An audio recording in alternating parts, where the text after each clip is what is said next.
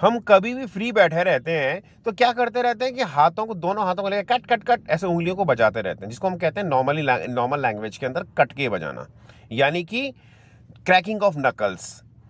तो इसका ऐसा सोच है, ऐसी लोगों की सोच है कि इसके ऐसे करने से शायद आर्थराइटिस हो जाता है। ऐसा कुछ भी नहीं है कि आर्थराइटिस हो जाएगा, पर ऐसा करना नहीं चाहिए। इससे आपके लिगामेंट्स जरूर कमजोर हो सकते हैं।